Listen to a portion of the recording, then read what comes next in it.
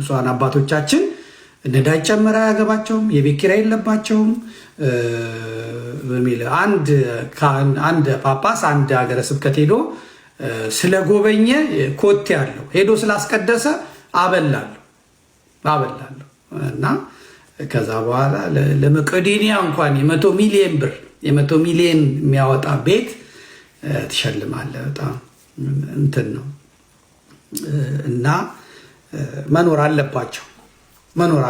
በጣም ከነሱ የሚጠብቁ ቤተሰብ አላቸው፣ ከነሱ የሚጠብቁ ወራሾች አሏቸው።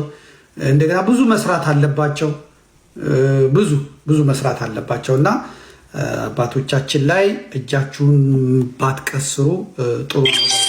መረዳት መቻል አለባችሁ፣ ልንረዳቸው ይገባል። ይህንን እድል ካህን ባይሆኑ አያገኙትም። እውነት ካህን ቢሆኑ አያገኙትም። አሁን ኢንጂነር የከሰረ ነው በዚህ ሰዓት፣ ዶክተር እግሩን እየበላ ነው። መምህር ቢሆኑ ጫማቸው ካልሲያቸው ይሸታል። ጳጳስ መሆን አሁን የደብረ አስተዳዳሪ መሆን እናቴ ነው አይገኝም። እና ልጆቻችሁን እንደውም በዚህ በኩል ኢንቨስት አድርጋችሁ ወይ ጳጳስ ለማድረግ ምናምን መስራት አለባችሁ። ጳጳስ ስትሆኑ አንደኛ የቪአይፒ መግቢያ ያላችሁ፣ የዲፕሎማት መታወቂያ ነው ያላችሁ። የፈለጋችሁበት ሀገር በፈለጋችሁበት ሰዓት ትሄዳላችሁ። አሜሪካ ብትሄዱ በየሄዳችሁበት አጥቢያ እንደዚህ ቤተክርስቲያን ተቃጥሏል ምናምን ትላላችሁ። ይሄ ምስኪን ፓርኪንግ ሲሰራ ኩላሊቱ የሚፈርጠው ሁሉ አምጥቶ ይሰጣችኋል። እነሱ ያን ዶላር ይዘው ቀላል ነው ገንዘብ ለማግኘት የትኛውም ሀገር ለማግኘት እንትና ቅዳሜ ለጥፍላችኋለሁ። ዲያቆን ታዲዮስ ግርማ ብቻ ነው እንግዲህ አሁን አንድ መዝሙር ሲያወጣ ያየሁት፣ ልክ እንደ ቴዲ አፍሮ መዝሙር ሲያወጣ አይቼዋለሁ።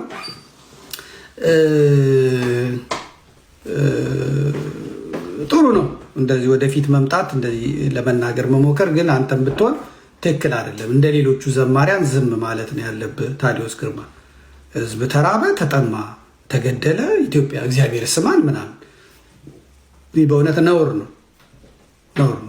ማን ሲናገራየ? ማን ሲዘምራየ? ከየት ያገኘው ነው? ማን ያስተማረ? አንዳንዴ ያልተማርነውን ነገር ማስተማር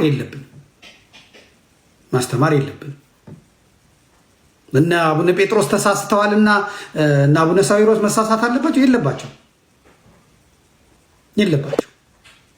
እና አቡነ ጴጥሮስ ሰው ሰርተዋልና አቡነ ጴጥሮስ ህንፃ ስለሰሩ መወቀስ አለባቸው? ድንጋይ ስለከመሩ? ይሄ ያለ መሰልጠን ምንፍቅና ነው። የራሱ በጣም ምንፍቅና ነው። በጥጋባቸው ጣሊያን ፊት ቆመው ባዕድ አይገዛንም ሃይማኖታችን አይወ ምን አባባላቸው? መካሪ ደና መካሪ ስለሌለ ደና መካሪ ቢኖር እሳቸውም በስነስርዓት የሆነ ቀን ሀገሪቷ ነፃ መውጣቷን አይቀርም ነበር። መትረየስ ጠጥተው አይሞቱም ነበር። ደና መካሪ ቢኖር አቡነ ሚካኤል ጎሬ ላይ እንደዛ ተጥለው ጫካ ውስጥ ተጥለው እንደዛ መሆን ነበረባቸው። ዘመኑ በወቅቱ ያልሰለጠነ ስለነበረ እንዳሁኑ ዘመን ቢሆን በእውነት እንትን ይል ነበረ እና አባቶቻችን ዛሬ ወደ አሰኮ ሊሄዱ ሲሉ ከፌዴራል መንግስቱ ተደውሎ በአስቸኳይ እንዲመለሱ ሮጲሊዮላም እኛ መሄድ አንችልም ይመታናል ሲላቸው እውነት ነው። ነፍስ ያዛቸው፣ የሚገቡበት አጡ እና እነሱ ተመልሰው ጥለዋቸው ወደ ሄዱት ወደ አቦምሳ ተመለሱ። ከዛ በኋላ በቃ እንደውም ህዝቡ አጽናናቸው፣ አባቶቻችንን አጽናናቸው። እኛ ህዝብ መቼም ስደተኞቹ አባቶች እንኳን ደህና መጣችሁ፣ እንኳን እግዚአብሔር ያተረፋችሁ ምናምን አላቸው። አቡነ ሳዊሮስ ተነስተው በሃይማኖት ምናምን አትበሉ፣ በሃይማኖት አይደለም።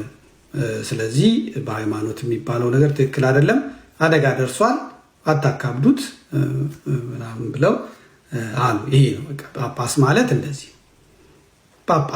እንደዚህ ነው። መስፈርቱን የሚያሟላ የዚህ ዘመን ሐዋርያ እንደዚህ ነው። የምን ማካበድ ነው? ካህን ታርዶ አሁን ስንት ካህን ባለበት ሀገር 60 ካህን ታረደ ተብሎ እንደዚህ አቡነ ሳዊሮስ የገባቸው ናቸው። ስንት ቤተክርስቲያን ነው ያለው? እና 2 ቤተክርስቲያን ተቃጠለ፣ 3 ቤተክርስቲያን ተቃጠለ ተብሎ እንደዚህ 70 ዓመት አሮጊት ምናምን ታረዱ። ባይታረዱስ መሞታቸው ይቀራል እንዴ? እንደውም በኦሮሞ ጽንፈኛ መታረድን እድል ነው። ስለዚህ አቡነ ሳዊሮስ ትንሽ ገስጸዋል። ከባድ ነበር። እኔ ትንሽ የተሰራችው ድራማ ትንሽ እንትን ብላኛለች። የሄዱትን ሰዎች በብሔር ለመክፈል ሞክሬያለሁ። ምክንያቱም ጊዜው የብሔር ስለሆነ የአብይና የዳንኤል መንግስት ለምን እነዚህን ጳጳሳት እንደላከ አላውቅም። የተመረጡት ጳጳሳት አቡነ ኤልሳ ኦኬ ኦሮሞ ናቸው፣ እዛው አሩሲ ውስጥ ያሉ ናቸው። እሺ ኦሮሞ ናቸው። አቡነ ጎርጎሪዎስ ትግሬ ናቸው። አቡነ ጎርጎሪዎስ ትግሬ ናቸው። ምስራቅ ሸዋን ለ30 ምናምን ዓመት አንቀጥቅጠው የገዙ ናቸው። እሺ ትግሬ ናቸው። ከዛ አቡነ ቀሌሜንጦስ አሉ፣ ሸዋ ናቸው። ሸዋ ናቸው፣ ደብረ ብርሃን አካባቢ ናቸው። አቡነ ሕርያቆስም ሸዋ ናቸው። 2 በሉ 2 ሸዋ። ከዛ አቡነ ፊልጶስ ሸዋ ናቸው፣ አማራ ናቸው። አቡነ ቀሌሜንጦስ ሸዋ አማራ ናቸው። አቡነ ሕርያቆስ ሸዋ አማራ ናቸው። አቡነ ፊልጶስ ሸዋ አማራ ናቸው። አቡነ ገብርኤል ሸዋ አማራ ናቸው። ግን በኮታ በኦሮሞ ኮታ ነው የተሾሙት። ኦሮሞ ናቸው ብለን እንያዝ። ኦሮሞ ሸዋ ናቸው ግን እሳቸው። አቡነ ሳዊሮስ የሸዋ ደራ አማራ ናቸው። ግን አሁን ኦሮሞማን ስለተቀበሉ ኦሮሞ ናቸው፣ ግን ያው ሸዋ ናቸው። ስለዚህ አቡነ ዲዮስቆሮስ ናቸው። አሁን ትንሽ አቡነ ዲዮስቆሮስ በዘመነ ወያኔ ትግሬ ነበሩ። አሁን በዘመነ ብልጽግና ደግሞ የራያ ወሎ አማራ ሆነዋል። ዛዲግ አብርሃ በሏቸው። ዛዲግ አብርሃ በህወሓት ዘመን ትግሬ ነበረ፣ አሁን ደግሞ አማራ ሆኗል። በህወሓት ጊዜ ህወሓት ነበረ፣ አሁን ደግሞ ብአዴን ሆኗል ማለት ነው። እና አቡነ ጎርጎሪዎስ ትግሬው ተመርጠው ነው ማይከል። እግዚአብሔር አምላክ የቲክቶክ አገልግሎታችንን ባርኮልን ትላልቅ የሚባሉ የፕሮቴስታንት መምህራን እንዲህ ብለው መናገር ጀምረዋል። እስቲ እንስማቸው። አይደለም ሶላና ኤቫንጀሊካል አራቱንም ተው፣ በመጽሐፍ ቅዱስ አንስማማም። ታውቃላችሁ አይደል? ፕሮቴስታንቶች በመጽሐፍ ቅዱሳችን አንስማማም። ስለዚህ ፕሮቴስታንትን የሚያስማማ ኃይል ምድር ላይ የለም። የእውነቴን ነው ብለህ የለም። በምንም ቴዎሎጂ አያስማማንም፣ ፋይቭ ሶላ አያስማማንም፣ የወንጌላን መገለጫ አያስማማንም። ከሁሉ በላይ መጽሐፍ ቅዱስም አያስማማንም። ለምን? በየመንገዳችን በጣም መምህሩ ሲናገር እንደሰማችሁ መጽሐፍ ቅዱስ አያስማማንም፣ 5ቱ ሶላዎችም አያስማሙንም፣ የትኛው ምድራዊ ኃይል ፕሮቴስታንቲዝምን አንድ ላይ ያደርግ አይችልም ብሎ ተናግሯል። ሁሌ የምንናገረው ይህንን ነው። ባይዘው በፕሮቴስታንቲዝም ውስጥ ብዙ አይነት መንፍቅናዎች፣ ብዙ አይነት የስተት ትምህርቶች አሉ። ብዙ አይነት ማንም አንድ ላይ ያደርጋቸው አይችልም። ማንም ይህንን ችግር ሊፈታ አይችልም። ኦኬ አንድ አካል ትክክለኛ የጌታ ቤተክርስቲያን መሆኑና ላለመሆኑ አንዱ ማሳያ ይሄ ነው። ጌታችን ኢየሱስ ክርስቶስ በዮሐንስ ወንጌል ምዕራፍ 17 ቁጥር 21 ላይ አንድ የተናገረው ቃል አለ። 20 እና 21 ላይ ሁሉም አንድ ይሆኑ ዘንድ ብሎ ሊቀ ካህን ደግሞ የጸለየው ጸሎት አለ። ምን? ሁሉም አንድ ይሆኑ ዘንድ። ስለዚህ አንድነት ትክክለኛ ለመሆን ትልቁ ማሳያ ነው። በፕሮቴስታንቲዝም ውስጥ ያለው ግን የሰማይና የምድር ያክል ልዩነት የጌታ ቤተክርስቲያን እንዳልሆኑ ትልቁ ማሳያ ነውና ሰዎች ወደ ጌታ ቤተክርስቲያን እንዲመጡ ጥሪ እናቀርባለን። የጌታችን ኢየሱስ ክርስቶስ ጸጋና ሰላም ከኔም ከናንተም ጋር ይሁን። ኦርቶዶክሶችን ለምን በዚህ ደረጃ ተወዳቸዋለህ የሚለውን አስመልክቶ ኦርቶዶክስን እንደወድ የሚያደርገኝ አንደኛ አላህ Subhanahu Wa Ta'ala የኛ አምላክ ሁሉንም ሰው እንድንወድ ስላዘዘን ነው። የመጀመሪያ እኛ ሁሉንም ስለምንወድ ነው። ኦርቶዶክስን ብቻ ሳይሆን ሁሉንም ወዳለሁኝ እኔ። ሁለተኛ ነብያችን ሙሐመድ ሰለላሁ ዐለይሂ ወሰለም ሀበሾችን አትንኩ ስላሉ ነው። እንግዲህ በዛን ጊዜ የነበረው ንጉስ ነጃሺ መናፍቅ አልነበረም፣ የኦርቶዶክስ ሃይማኖት ተከታይ ነበረ።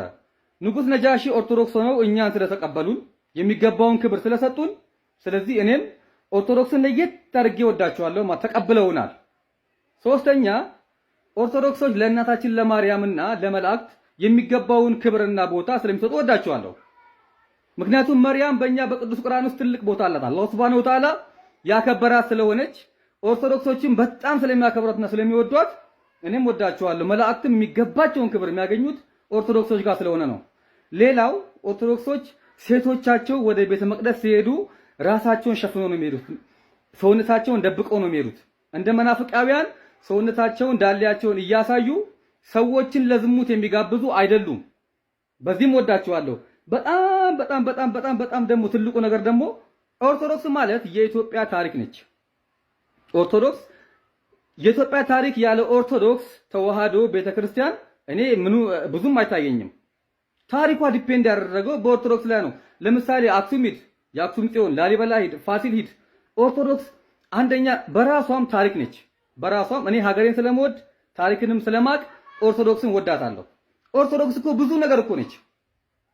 ለምን ጠላት አለው? ምንድነው እሱ ያደረገችን ነገር? የኢትዮጵያ ታሪክ ያለ ኦርቶዶክስ ይሆናል እንዴ? ኦርቶዶክስ እኮ ትላንትና ነው በመንግስቱ ኃይለማርያም ዘመን እኮ ነው የአገር ማስተዳደሯ የቀረው እኮ በመንግስቱ ኃይለማርያም ጊዜ ነው፣ በደርግ ዘመን ነው።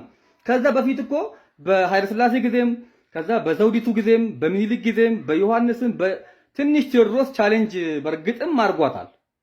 ከዛ በፊት እኮ ኦርቶዶክስ እኮ የኢትዮጵያ ታሪክ ነች። ስለዚህ እኔ እቺን ቤተክርስቲያን በተለይ ደግሞ ሙስሊሞችን የነብያችንን ሰሃባዎች ተቀብለው ያስተናገዱ ሀበሻ የተባሉት ቢመርህም ዋጠው ኦርቶዶክሶች ናቸው። የዛኔ በ6ኛው ክፍለ ዘመን ፕሮቴስታንት የሚባል ነገርም የለም፣ ምንፍቅና የሚባል ነገርም የለም። ኢትዮጵያ ውስጥ የነበረችው የኦርቶዶክስ ተዋህዶ ቤተክርስቲያን ብቻ ነበረች። ስለዚህ ለሙስሊም ኦርቶዶክስ ያደረገችው ነገር ምንድነው? በደሏ ምንድነው? ምንም። ስለዚህ ወዳታለሁ። መጀመሪያ ስለሷ እወቅ ወንድሞቼ። ዝም ብለህ ከምጠላት መጀመሪያ እወቅ እስቲ፣ ተማር። ድቁና ጵጵስና ምንድነው? ቅስና ምንድነው? መነኩሴ ማለት ምንድነው? ፓትርያርክ ማለት ምንድነው? አቡን ማለት ምንድነው? እስቲ ብዙ ስሞች አሏት። መጋቢ ሐዲስ፣ መጋቢ ብሉይ ማለት ምንድነው? እነዚህን መጀመሪያ እወቅ እስቲ ሳትተች። አረ እነ ዶክተር ሮዳስ